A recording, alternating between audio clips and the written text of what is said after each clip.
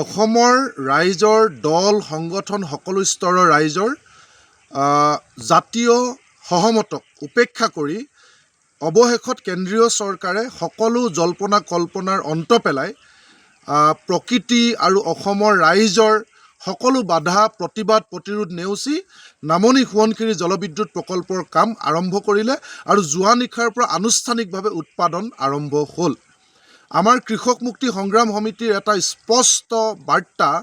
যে নামনি সোৱণশিৰি জলবিদ্যুৎ প্ৰকল্পৰ বিৰুদ্ধে আমি তীব্ৰ প্ৰতিবাদ সাব্যস্ত কৰিছিলোঁ, প্ৰতিৰোধ সংগ্ৰাম গঢ়ি তুলিছিলোঁ। আমি নামনি সোৱণশিৰি জলবিদ্যুৎ প্ৰকল্পক এটা অসমীয়া জাতিৰ ওপৰত, অসমৰ ওপৰত এটা জলবোমা হিচাপে আমি অভিহিত কৰোঁ আৰু এই জলবোমাৰ দ্বাৰা এদিন অসম সম্পূৰ্ণৰূপে নিঃশেষ হৈ পৰিব। সেই আমাৰ স্থিতি আছিল, আছে আৰু ভৱিষ্যতেও থাকিব।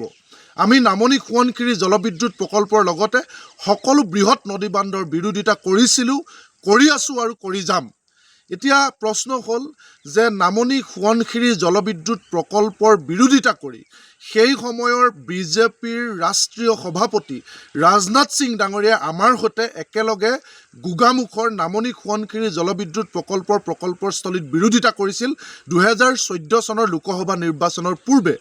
বৰ্তমানৰ প্ৰধানমন্ত্ৰী, সেই সময়ৰ প্ৰধানমন্ত্ৰী পদৰ প্ৰাৰ্থী নৰেন্দ্ৰ মোদী ডাঙৰীয়াৰ পাছিঘাটত আহি নামনি সোৱণশিৰি জলবিদ্যুৎ প্ৰকল্পৰ নাতিদূৰত অৰুণাচলৰ পাছিঘাটত আহি এই ধৰণৰ বৃহৎ নদীবান্ধ বন্ধ কৰি সৰু সৰু নদীবান্ধ নিৰ্মাণৰ পোষকতা কৰিছিল আৰু তেওঁলোকে ৰাজহুৱাকৈ তেওঁলোকৰ মেনিফেষ্টত উল্লেখ কৰিছিল যে নামনি সোৱণশিৰি জলবিদ্যুৎ প্ৰকল্পৰ লগতে অসমত নিৰ্মীয়মান সকলো অসম আৰু উত্তৰ পূৰ্বাঞ্চলৰ বৃহৎ নদীবান্ধৰ কাম তেওঁলোকে সম্পূৰ্ণৰূপে বন্ধ কৰিব আৰু ইয়াৰ তেওঁলোকে বিৰোধিতা কৰে। সেয়েহে অসমৰ মানুহে বিজেপি দলক সমৰ্থন কৰিছিল আৰু আপোনালোক সকলোৱে জানে যে সেইকাৰণে অসমৰ ৰাইজৰ অকুণ্ঠ সঁহাৰি লৈ ইয়াৰ পূৰ্বৰ কংগ্ৰেছ দলে নিৰ্মাণ কৰিব বিচৰা নদীবান্ধৰ বিৰোধিতা কৰাৰ বাবে অসমৰ ৰাইজে বিজেপিক সমৰ্থন জনাইছিলে। কিন্তু সেই বিজেপি দলে কৰোণাৰ সুযোগ লৈ, ক'ভিডৰ সুযোগ লৈ 2011 চনৰ পৰা আমি প্ৰতিৰোধ সংগ্ৰাম গঢ়ি তুলি বন্ধ কৰি ৰখা নামনি সোৱণশিৰি জলবিদ্যুৎৰ কাম পিছ দুৱাৰে দি আৰম্ভ কৰিলে আৰু অৱশেষত আহি সম্পূৰ্ণ অসমৰ মানুহৰ সহমতক, জাতীয় সহমতক উপেক্ষা কৰি নদীবান্ধ নিৰ্মাণ কৰি এতিয়া তেওঁলোকে নদীবান্ধৰ উৎপাদনৰ কাম, বিদ্যুৎ উৎপাদনৰ কাম যোৱা নিশাৰ পৰা আৰম্ভ কৰিছে। আমি এই সময়তে সমগ্ৰ অসমবাসী ৰাইজক জনাব বিচাৰিছোঁ, বিজেপি চৰকাৰে অৰুণোদয় আঁচনি, বিজেপি চৰকাৰে লাখপতি আঁচনি, বিজেপি চৰকাৰে এহাতেদি কাৰ জৰিয়তে অসম চুক্তি আৰু অসম আন্দোলনৰ আত্মাটোক নিক্ষেপ কৰি এতিয়া সাপ হৈ খুটি বেজ হৈ জাৰি স্মাৰকত আহি নৰেন্দ্ৰ মোদী ডাঙৰীয়াই light camera action photo post দি অসমীয়া মানুহক আৱেগিক কৰিছে। তাৰ কিন্তু সমান্তৰালভাৱে নিৰ্বাচনৰ পূৰ্বে 2014 চনৰ নিৰ্বাচনৰ পূৰ্বে নদীবান্ধৰ বিৰোধিতা কৰি আমাৰ ভোট লৈছিল, কিন্তু সেই নদীবান্ধ যে নৰেন্দ্ৰ মোদী ডাঙৰীয়াৰ শেহতীয়া অসম ভৱনৰ পিছ মুহূৰ্ততে আনুষ্ঠানিকভাৱে আৰম্ভ কৰিছে, সেই কথা আপোনালোক সকলোৱে মনত ৰখা উচিত। আৰু যিসকল দল সংগঠনে এতিয়া নৰেন্দ্ৰ মোদী ডাঙৰীয়াৰ প্ৰশংসাত পঞ্চমুখ হৈছে, তেওঁলোককো আমি আহ্বান জনাইছোঁ যে নদীবান্ধৰ বিৰোধিতা আপোনালোকেও কৰিছিল, আমিও কৰিছিলোঁ আৰু অসমৰ মানুহক আমি ৰাজপথলৈ উলিয়াই আনিছিলোঁ। গতিকে এতিয়া আপোনালোকেও মনত ৰখা উচিত যে এই নদীবান্ধ যদি সম্পূৰ্ণ হয় তেতিয়াহ'লে থাট্টে ৰেড্ডি কমিটিৰ পৃষ্ঠাই পৃষ্ঠাই কোৱা হৈছিল যে এই নদীবান্ধৰ মূল যিটো ডেম, সেই ডেমটো যিটো শিলৰ ওপৰত বনাইছে সেই শিলটো ঠুনুকা শিল। আমি সকলোৱে জানো যে থাট্টে ৰেড্ডি কমিটিৰ লগতে বাহিৰৰ প্ৰতিগৰাকী এক্সপাৰ্টে আহি কৈছিলে যে এই নামনি সোৱণশিৰি জলবিদ্যুৎ প্ৰকল্পৰ যিখন ডেমৰ ৱাল, সেই ৱালখন যি দুটা পাহাৰৰ মাজত বনোৱা হৈছে, সেই দুটা পাহাৰ ঠুনুকা পাহাৰ, যিকোনো মুহূৰ্তত সেই পাহাৰৰ মাটি খহি পৰিব। তেওঁলোকে কোৱাই নহয়, বাস্তৱিকতে আমি দেখিলোঁ যোৱা সময়খিনিত বিভিন্ন সময়ত নিৰ্মীয়মান অৱস্থাতে সেই পাহাৰৰ মাটি খহি টানেলবিলাক বন্ধ হৈ পৰিছিল। আমি সকলোৱে জানো যে সেই নদীবান্ধ যিহেতু ঠুনুকা শিলৰ ওপৰত বনোৱা হৈছে, বালিয়া মাটিৰ পাহাৰৰ মাজত বনোৱা হৈছে, যিকোনো মুহূৰ্তত ভাঙি পৰিলে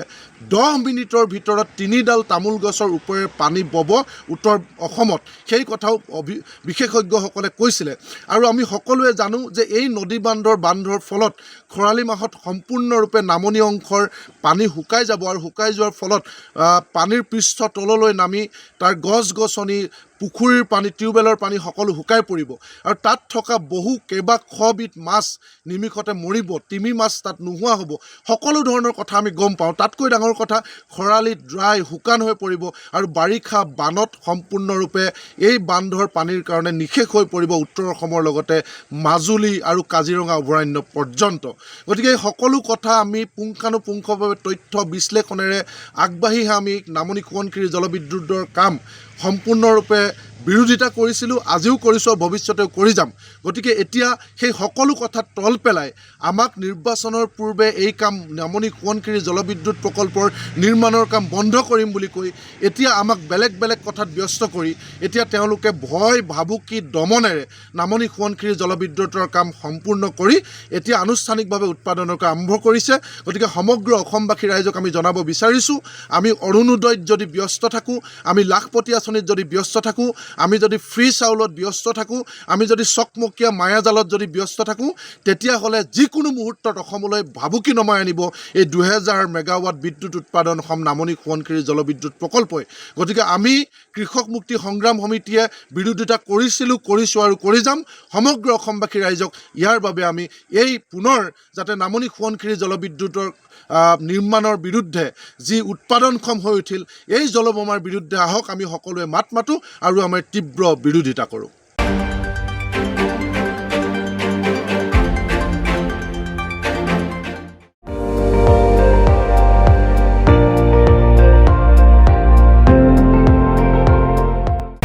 আপুনি চাই আছে ND24, সৰ্বশ্ৰেষ্ঠ নহয় সৰ্বোত্তমৰ দৌৰত।